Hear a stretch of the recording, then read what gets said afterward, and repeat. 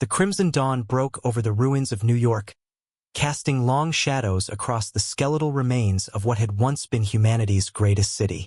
Commander Eric Volkov adjusted his thermal visor and surveyed the devastation through eyes that had witnessed the impossible. 3 months ago, the Catharian fleet had descended from the stars like metallic locusts, their plasma cannons turning Earth's major population centers to ash within 72 hours. The aliens had been thorough in their extermination. Satellites confirmed the same story across every continent. London, Tokyo, Mumbai, Sao Paulo, all reduced to glowing craters. 8 billion human lives snuffed out in what the invaders probably considered a routine planetary cleansing. But the Kitharans had made one critical miscalculation. They hadn't accounted for the Arctic Defense Initiative.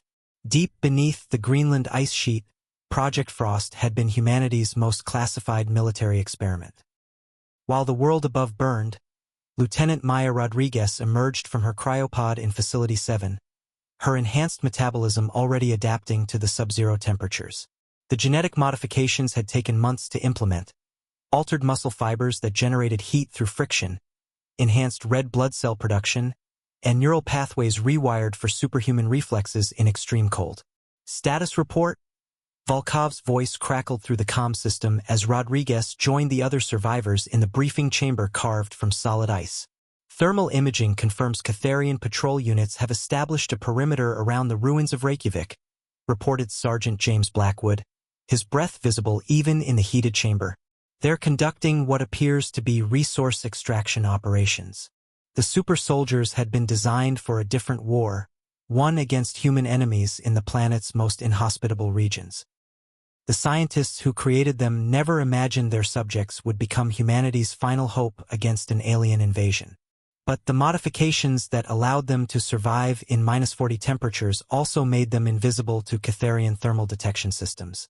Rodriguez felt the familiar surge of adrenaline as her enhanced endocrine system kicked into high gear.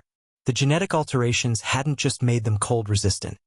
They had transformed them into something beyond ordinary human limitations. Increased bone density, accelerated healing, and reaction times that bordered on precognitive, all powered by a metabolism that thrived in conditions that would kill normal humans within minutes. The enemy uses heat-based sensors exclusively, Volkov continued, studying the tactical display. Their homeworld is a desert planet. They've never encountered an environment like Earth's polar regions, and they certainly haven't faced adversaries who treat Arctic conditions as a tactical advantage. The plan was elegantly simple. While the Kitharans focused their attention on Earth's temperate zones, convinced they had eliminated all human resistance, the super soldiers would emerge from the ice like prehistoric predators. Strike teams would hit their supply lines, sabotage their mining operations, and demonstrate to the aliens that their conquest was far from complete. As Rodriguez strapped on her equipment, weapons designed to function at absolute zero, armor that channeled body heat for both warmth and energy, she thought about the irony of their situation. The Arctic soldiers had been created as instruments of war between nations that no longer existed. Now they stood as the only barrier between an alien empire and the complete extinction of their species. The ice tunnel leading to the surface stretched ahead like a throat leading to hell.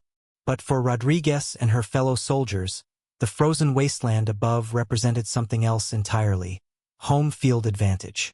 The Kitharans had mastered interstellar travel and energy weapons, but they had never learned to fight in a world where the very air could kill.